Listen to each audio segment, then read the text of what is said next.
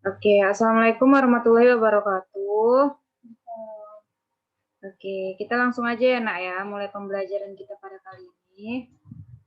Mengingat waktu juga berjalan kan. Oke, pada pertemuan kita kali ini, kita masuk pada materi mengenai pengertian produksi dan kerajinan lokal. Oke, dari sini ada yang mau ditanya nak? Ada yang tahu nggak apa yang dimaksud dengan produksi dan kerajinan? Halo? Iya, Bu.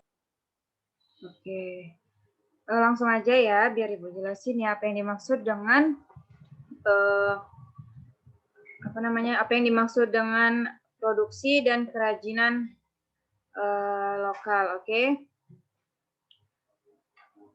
Oke, bisa kita lihat di sini pengertian dari kerajinan lokal dengan inspirasi budaya lokal. Seperti yang anak-anak lihat di sini ada yang namanya superkultur. Nah, superkultur itu merupakan kebudayaan yang berlaku bagi seluruh masyarakat. Contohnya apa? Contohnya itu kebudayaan nasional. Lalu yang kedua itu ada kultur. Nah, arti dari kultur itu sendiri lebih khususnya berdasarkan golongan etnis, profesi, wilayah atau daerah. Contohnya sendiri itu budaya Sunda. Nah, lalu selanjutnya yaitu mengenai subkultur. Merupakan kebudayaan khusus dalam sebuah kultur, tetapi tidak bertentangan dengan kebudayaan induknya. Contohnya apa? Yaitu budaya gotong royong. Oke ya. Dan yang terakhir yaitu counterkultur, di mana tingkatannya sama dengan subkultur, yaitu bagian turunan dari kultur, tetapi counterkultur ini bertentangan dengan kebudayaan induknya. Contohnya budaya individualisme. Oke, sejauh ini paham nggak apa yang Ibu sampaikan, Nak? Paham, Bu. Paham, Bu. Oke, lanjut kita ya. Nah, di sini ada beberapa proses atau pola ketika kita ingin membentuk sebuah kerajinan budaya lokal non-benda dan material. Nah, dapat anak-anak lihat sekalian, di sini itu ada potensi objek budaya lokal, lalu potensi material dan teknik yang nantinya akan menghasilkan sebuah kerajinan. Lalu apa kaitannya, Bu? Kan gitu. Nah, kaitannya adalah ketika kita ingin membentuk sebuah budaya yang terinspirasi dari budaya lokal, maka kita harus mempunyai terlebih dahulu potensi objek budaya lokal tersebut. Lalu, potensi tersebut harus ditambahi dengan material atau teknik. Misalnya di dalam suatu daerah ada yang bisa kita angkat menjadi sebuah karya seni. Namun kan karya seninya itu harus didukung dengan material dan teknik pengolahannya. Artinya ada orang yang spesifik atau ahli di dalam mengolah kerajinan lokal tersebut. Nah, ketika dua komponen tersebut digabung, maka hasilnya itulah yang dikatakan dengan kerajinan. Oke, sejauh ini ada yang mau ditanya? Halo. Enggak, Bu. Oke, Ibu anggap paham ya. Kita lanjut ya, Nak. Iya, Bu. Nah, dapat dilihat di sini nih, contoh dari kerajinan lokal. Ini adalah candi. Kenapa ini candi dipilih sebagai contohnya, Bu? Nah, biar Ibu jelasin ya. Candi ini kan merupakan peninggalan dari suatu daerah.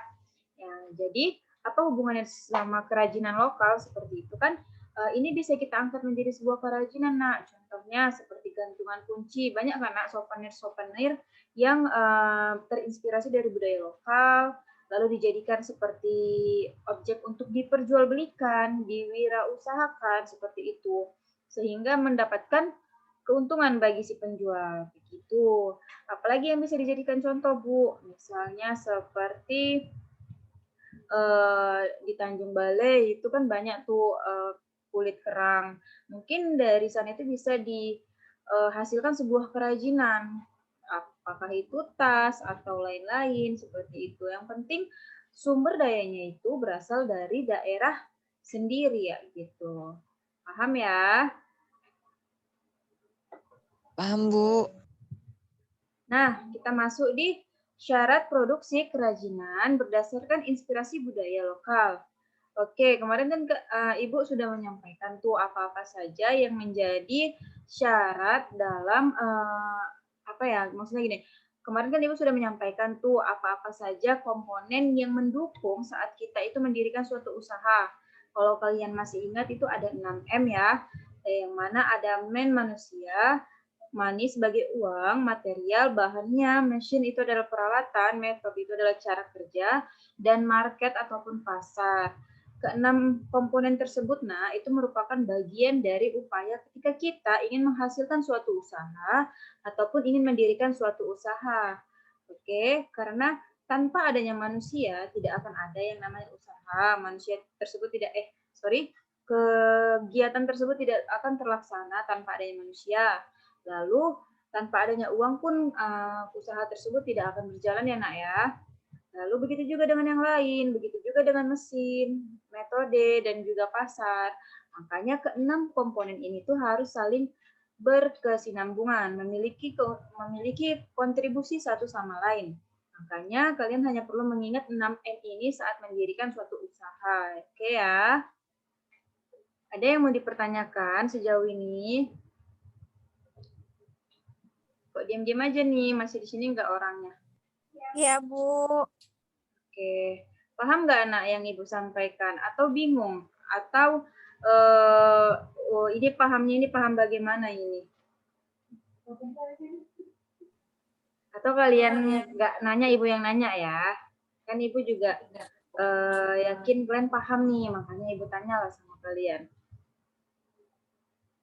Gimana, Iya, nak? Bu. Oke, udah lah. Ibu rasa mengingat waktu sampai sini ya nak ya materi yang akan kita bahas pada kali ini. Coba materinya itu diulang-ulang di rumah. Oke. Lalu tugas-tugas yang di psikologi itu silahkan dikerjakan, jangan sampai nggak dikerjakan. Ya. Baik, Bu. Iya, Bu. Oke. Tetap jaga kesehatannya ya nak ya. Oke, Ibu akhir lah. Assalamualaikum warahmatullahi wabarakatuh. Waalaikumsalam. Waalaikumsalam warahmatullahi wabarakatuh.